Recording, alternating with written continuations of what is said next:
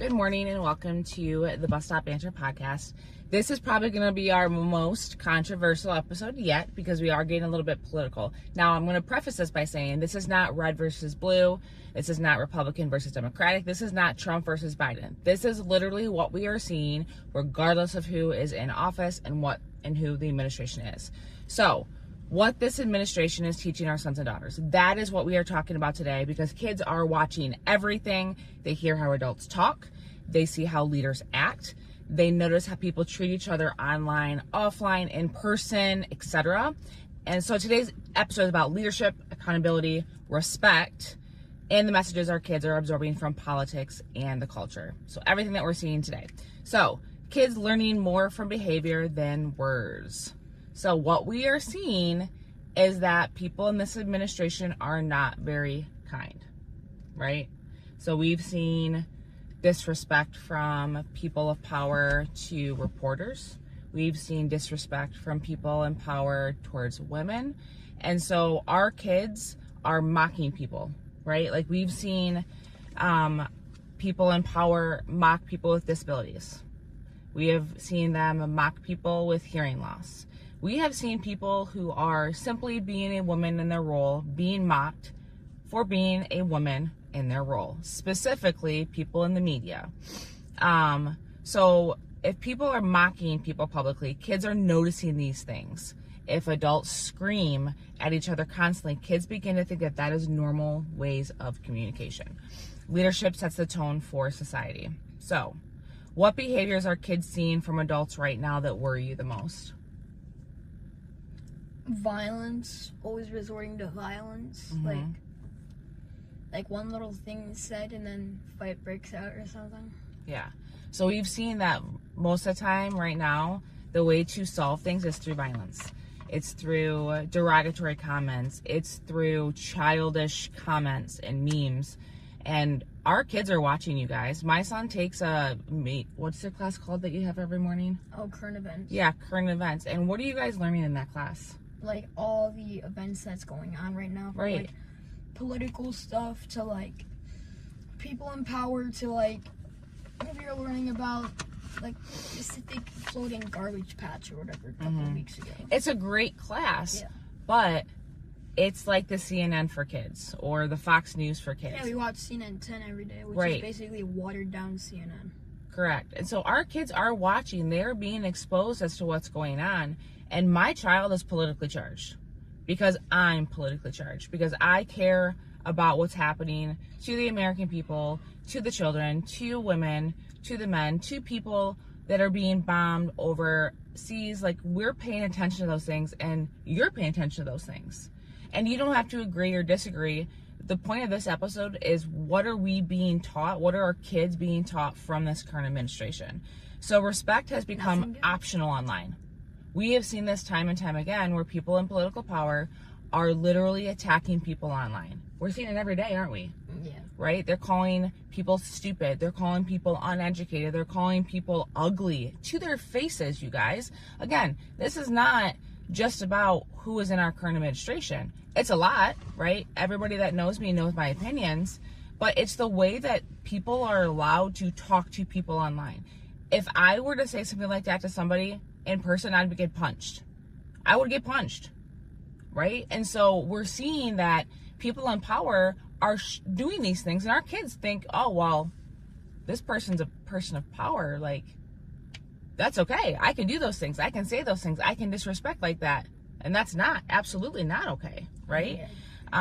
So social media is normalizing this type of behavior, and their name calling, humiliation, this bullying. It gets clicks and engagement like nobody's business. This should not be the things that are getting our attention online. They should be what's going on in the war, what's going on with the American people with rising prices. We are spending so much time, unfortunately, looking at the cruelty that is happening when there are more important things we should be focusing on. And we know some of it is distractions, right? What are we distracting from? What is he distracting from? What is this administration distracting from? Lots of things, right? Bad things. Bad things, right? Like, every day it's some kind of a meme or some kind of political post that literally looks like an 8-year-old wrote it. My child has better grammar and better respect than people in power right now. And that's really sad. Kids are growing up watching these adults attack each other instead of working it out respectively, right? So we talk about problem solving. Do you think there's any type of problem solving happening right now? No, it's just violence. It's just reactive, right? There's nothing about they like think before they do something. Correct. And our kids are picking up on that, you guys. And so if our kids are picking up on it, what happens to the next generation of people? Accountability matters, you guys. One of the biggest lessons our kids need today is accountability, right? So actions with consequences. Owning mistakes matter. Apologies matter. Integrity matters. We have people in office right now, and we have in the past. Again, this is politically charged right now because what's going on. But people in power, there needs to be accountability. You know, like the fact that no one has been charged but a female on the Epstein files, that's ridiculous. The fact that the IRS is settling to no longer go after certain people in power, that's ridiculous. There needs to be accountability because, again, our kids are seeing that they can commit fraud, they can commit crimes, they can be rude, they can do all the things that they're frowned upon, and there's no accountability. There needs to be accountability for those things, right? Because, like, if you were in school and you cheated, what would happen? Then other kids might see me, and then that spreads, and then people maybe start getting in trouble, but people start getting better scores, so everyone starts doing it, and then chaos. Yeah. So what is this showing us? Does it teach kids that honesty matters less than popularity or power? Because right now, people in power have no accountability. And that comes down to our governors, that comes down to our senators, that comes down to Congress, that comes down to the presidency and everybody within that administration. There's no accountability. And fortunately, there are people stepping up to try to cause it, like forced accountability, but it shouldn't be so hard to have this accountability, because if you were to do something bad at home, I wouldn't wait months, especially if it's something bad. I would not wait months for there to be accountability. You'd be grounded, you wouldn't be able to play, you XYZ. There would be consequences right away, okay? Politics shouldn't destroy humanity, and we are seeing this time and time again. Friendships and families are being torn apart. How many times personally have I had family members attack me for my political views? A lot. Oh, yeah, actually, yeah. Right? And I love my family, and I love my friends, and it's okay to have different political views. But attacking somebody for their political views is only adding more to the hate that we're already seeing. Everybody is entitled to their opinion, and that's what I say all the time. But there was an incident a couple years ago where a very close family member's spouse attacked my son because he wrote a paper about Obama. And to the point where they were like, your child is going to grow up to be XYZ. You're a terrible mom because of XYZ. I am not spreading that kind of hate. My child is allowed to support and not support whoever they want. And I've always told you that, right? Mm. If you want to support Biden, if you want to support Trump, if you want to support whoever, I would never say, hey, I hate you because of it. Right? So there is a huge divide right now. Again, red versus blue, Republican versus Democratic, left, right, whatever. There is a huge, huge divide. Kids are witnessing adults choosing division over connection. Every single day we are seeing people pick division over connectability, and it sucks. And it's okay to have different opinions. I say this all the time. It's not okay to treat people as they're worthless because they think differently. Yeah, that's not okay. Because we just talked about this in an episode, right? People can be different, and that's okay, right? It's our job to talk about it, have a good conversation, and accept the fact that people are going to have different views, just like people are different, right? So fear and anxiety in kids, I think that we're seeing this a lot. Kids hear more conversations about money, safety, rights, war, violence, and division. You've heard more things about that than you ever have before, right? Yeah. We talk about rising gas prices. We talk about the cost of groceries. You know, we are a busy family, so we are on the go. So we're spending more money, but we're not making more money because things are really, really expensive. Some children feel anxious even when adults think they're not listening. So I know you've heard your dad and I talk about some of these things, right? And it can create some anxiety. Have you heard any of your friends talk about these things? Like money and stuff? Yeah. Money, cost of gas, cost of whatever. I mean, me and some of my friends have talked about, like, gas prices and that they're absolutely crazy, but Yeah. we haven't, like... So, and this topic goes back to what kind of kids are we raising, right? Like, how are we raising them? Are we raising them to live in fear? Are we teaching them empathy? Are we teaching them accountability? Because right now we're not seeing it from people in power. Are we teaching them critical thinking, right? Are we being more reactive than proactive, right? So reactive meaning, oh, nope, somebody said this, I'm going to go ahead and tweet, blah, blah, blah, blah, blah. Instead of, well, why did they say that? Why aren't we taking a step back and analyzing a situation or a war or something that's happening instead of just reacting? We've seen people, I know people that do this all the time. They are so reactive, right? They don't sit back and think about how can we actually address this in a way that's going to work for the American people, for people in general, for our kids, for future generations. Are we teaching them compassion? Are we teaching them emotional regulation? Are we teaching them leadership and courage? Right now, absolutely not. Right? Because we see somebody right now in office that is acting like a child, right? And so and guys, this isn't like, if it was Obama, I would be saying the same thing. If it was Biden, I'd be saying the same thing. This is not just Trump related, right? Again, you guys know my political views, but if a president was acting like that, regardless of who the president was, I'd be saying the exact same thing. Because I'm not a fair weather fan where it's like, I'm just Republican or I'm just Democratic. I vote for the lesser of two evils, it seems like, every single year. So if it was Biden that was doing some of the things that this current administration is doing, I would still be having choice words, wouldn't I? You know that's who I am. I am not selective in who I think is doing wrong. Yeah. So here are some important conversations for our sons. Boys need examples of emotional intelligence, right? So when we're seeing somebody in leadership or a teacher or a coach that is emotionally unintelligent, they're going to react very, very quickly. They're going to cry about everything. They're going to feel like they're being attacked, and they're going to basically spew hate. We cannot do that. We also need to show that strength is not cruelty, okay? It's okay to have your opinions and be strong. You don't have to do it in a way that's going to be cruel. Right? You agree? Yeah, for sure. Masculinity should include kindness, respect, protecting others, accountability, and emotional control. So again, we talk about accountability. Accountability is very, very big in our house. I make my kids do things. I make my kids clean things. I make my kids, if they did something wrong, I make them apologize. And that's important, right? If you have a friend that you said something to, did something to, what would you do? Especially if you know it made them feel bad. To all my friends, I usually am like, I didn't mean that, or I say stuff without thinking sometimes. We all do. Yeah, and right? Like, but it's important for us to recognize that and apologize. Yeah, I'm like, take accountability for it. I'm like, I didn't mean to come out that way, or I'm sorry, I didn't mean it that way, or I'm sorry, I just said something without thinking, like. Yeah. And so this raises the question, what kind of men do we want our boys to become, right? Like, I don't want my kid to think it's okay to call a reporter a piggy, or fat, or stupid, or dumb. That is never okay, right? I want my son to respect women, to treat them nicely, to love them.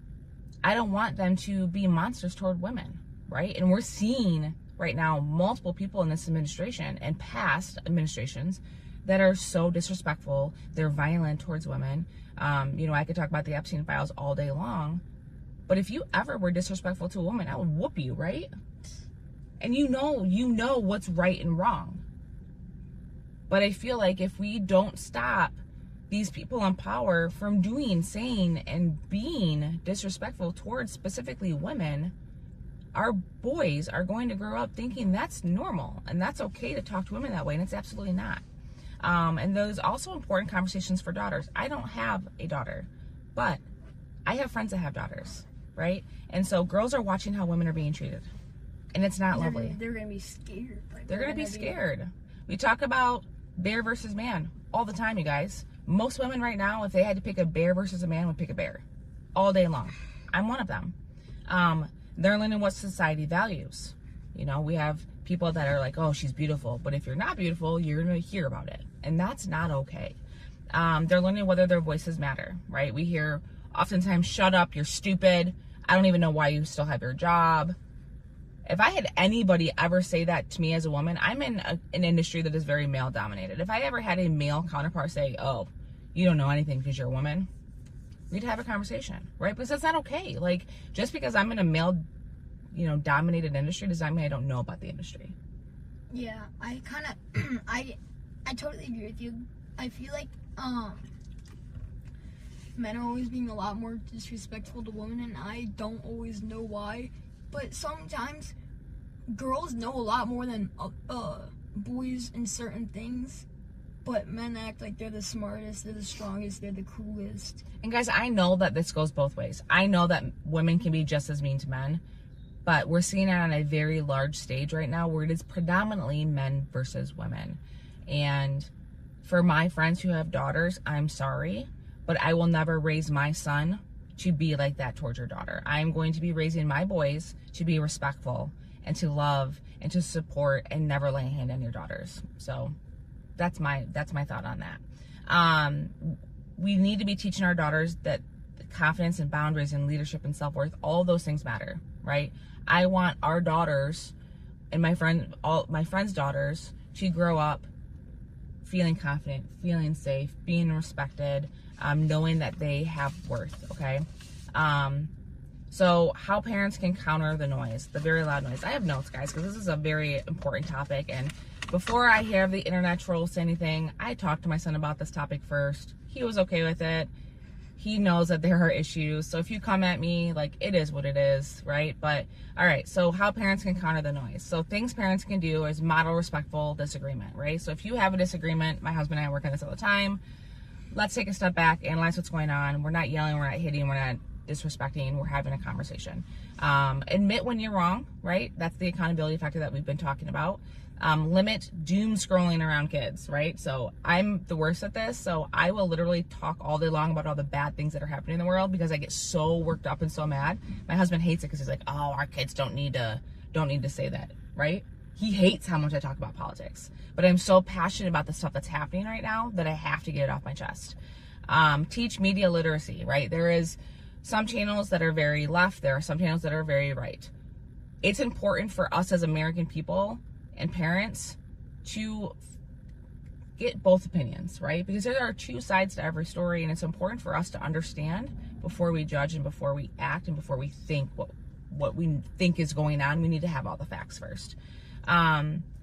We need to encourage empathy, have conversations calmly, and remind kids that good people exist everywhere, okay? So in closing, I know that it's a heavy subject, guys. I understand that. I think it's very important because our kids are like sponges. They are picking up everything that they are seeing, hearing every single day, guys. So we need to counter the noise. We need to take a step back and teach our kids right from wrong because our kids are the next generation. Our kids are going to be the future leaders. And it's up to us to break the chain of hate, of disrespect, of no accountability. And so that starts at home. So maybe the most important thing we can do right now is raising kids who make the world softer, who make the world kinder, who are smart, respectful, and better than the world that they inherited. So we need to leave this world. I need to leave this world in a better place than when I entered it. And my kids will do the same exact thing. I'm not dying anytime soon. But we need to do better, right? So Braxton, I know this is kind of a really big topic for a kid, but again, you are very mature when it comes to the politics. Is there anything else you'd like to add that you're seeing, that you want people to know?